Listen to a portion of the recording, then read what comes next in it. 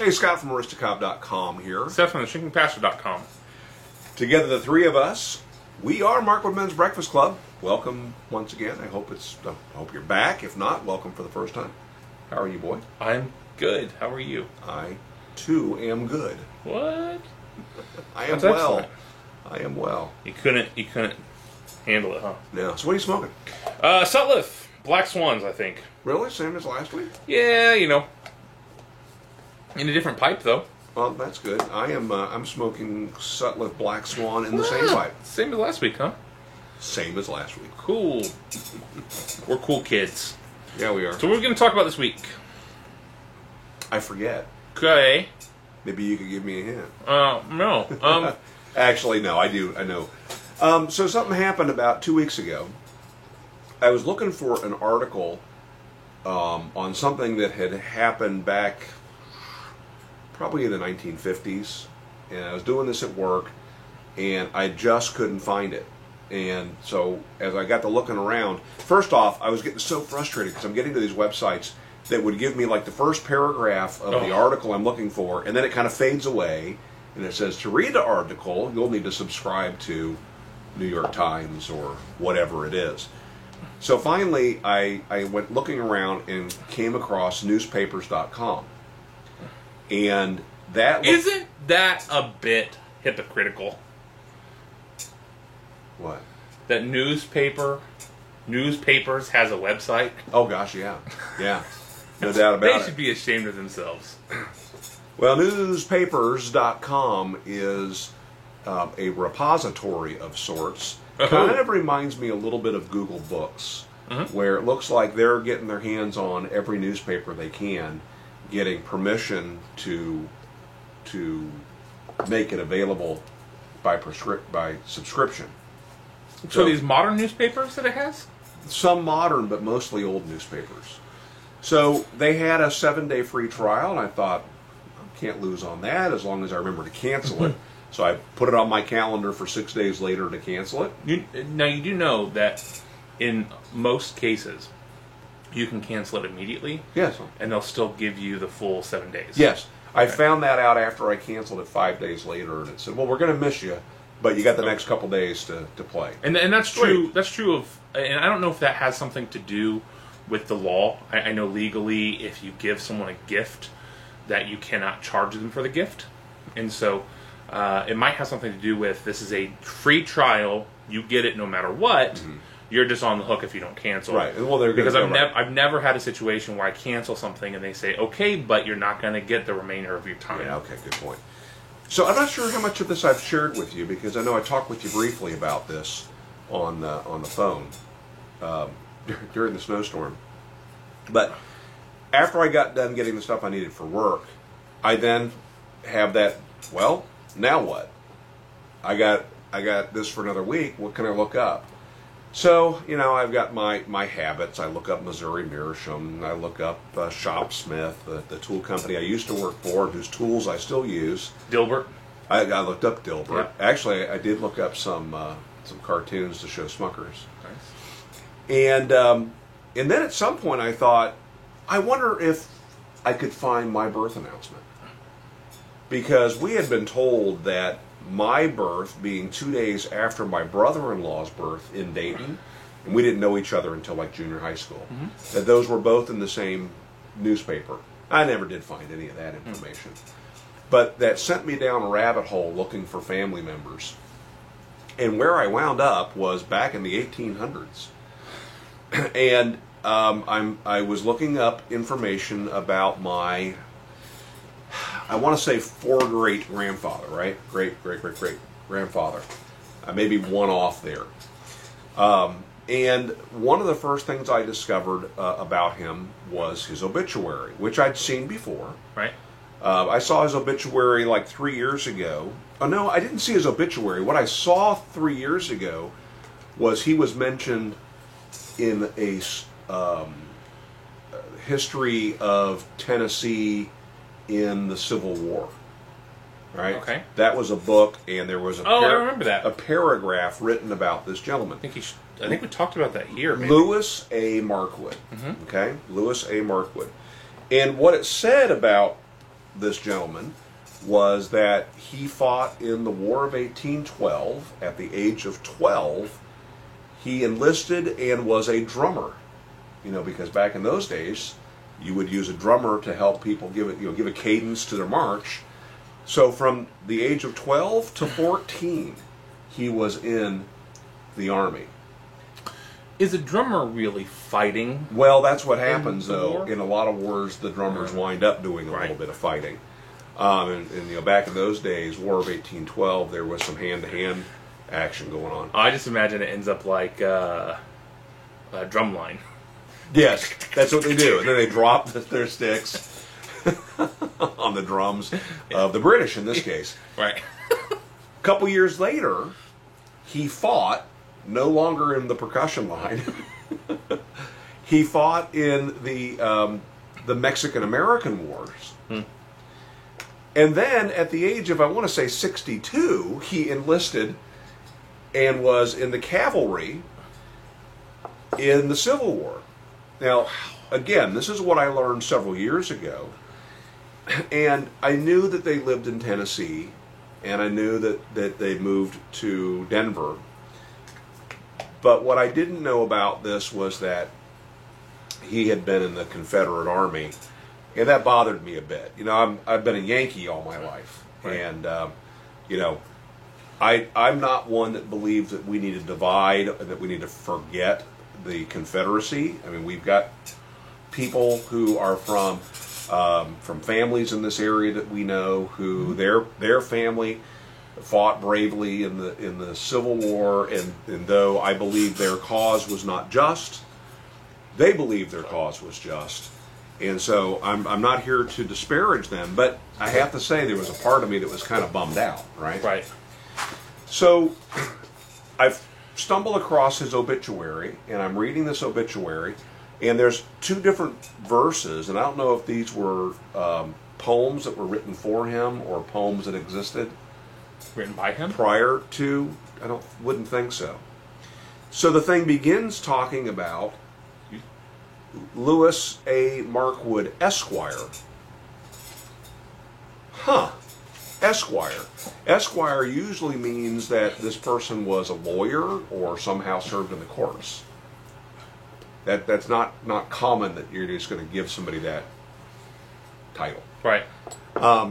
It then talked about his activity in the War of 1812, his activity in the Mexican-American War, his serving in the Civil War, in the 8th Tennessee Cavalry, and then the first part of the second stanza of the poem said something about, you know, fought brave and true, wearing the color blue. Wearing the color blue. So that sends me back to Google, and I'm searching, and what I find out was, and I later confirmed, at the beginning of the Civil War, he enlisted in the Union Army, though he was from Tennessee. He and his son, his oldest son, Daniel Markwood, his oldest son was, let's see, he was a first lieutenant, his son was a captain, so his son was a rank higher than he. But he was 62 years Right. old when he enlisted in and then fought in the Civil War on the Union. And what I come to learn was they were from Jonesboro, Tennessee, which when Jonesboro was first created, it was actually in North Carolina, or the North Carolina Territories. There was no such thing as Tennessee. And it's just beyond the mountains from North Carolina. Yeah. It's actually considered the very first city in Tennessee.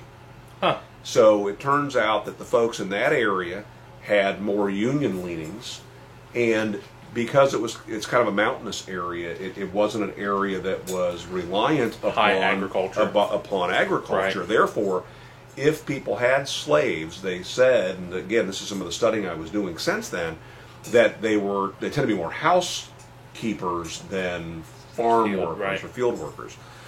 So anyway, that led to just a tremendous amount of digging around, including contacting the folks in the Historical Society in Jonesboro, who sent me even more information. and they're still looking for more information. Turns out he was buried on his farm. His farm is located 3 miles south of town. So I go to Google Maps. There's a street called Markwood Circle, 3 miles south of town. It said that he was had lost his religion during the war, but later, I guess. Well, anyway, but later came back to his faith and became active in the Cherokee Baptist Church. Well, Cherokee, North Carolina, or is it Cherokee, Tennessee? I think it's Cherokee, North Carolina. It's out west, right west of Asheville, and basically right at the edge of Tennessee. So maybe it's even in both. Right. I don't know. But that's 100 or so miles away from Jonesboro. That didn't make sense. Right. So I jump on Google Maps again. I search Cherokee Baptist Church. It's about 3 miles south of Jonesboro and right around the corner from Markwood Circle. Wow. So he became active in a church that's still there and right around the corner. Wow. 120 some years later, That's crazy. that church is still there. Found out that there's no cemetery on his property. This is what I found out from the gentleman from the historic district. However, his daughter, who lives just outside of what would have been the Markwood farm, there's a cemetery on her property where she's buried, and there are some unmarked graves. So it's pretty much thought that that's where he's buried. So this gentleman is going to go check the deed office and see what he could find the actual borders of the That's cool. of the property were, and maybe we have found his resting place. Cool. His son, Calvin H. Markwood, ended up working on the railroad, working as a mail clerk who would ride in one of the cars sorting mail as it traveled from Washington, D.C. on into Tennessee, and was injured terribly in a train derailment that killed the engineer, and he and one other guy were very badly injured. And it got him out of that business, and he eventually moved to Denver. So, it's interesting seeing Calvin Horace Markwood the first. My dad is Calvin Horace Markwood the third. So, there's a couple generations bearing the same name. Yeah. I'm my dad's only son. I've asked him before, or did ask him one time, why I wasn't named Calvin Horace Markwood the fourth. He said, because I loved my son. He didn't want to hang that on any kid of his. But interesting what you can find. Yeah. And all of that, then I got back on Ancestry.com, which I had been on 3 years ago, signed up for the 2-week free preview. And what I found... Cancel that yet? No, not yet. But what I found out immediately was there were, they have the little leaves that tell you there's more information. There were 30 of them waiting for me that led to pictures of grave sites and other family members and things like that. So, kind of fun. You got the bug, huh? Yeah, I mean, our family's past doesn't form who we are. I mean, that's not, my DNA does not affect me and whether I'm a nice guy, a bad guy, or whatever. But I think it's really interesting.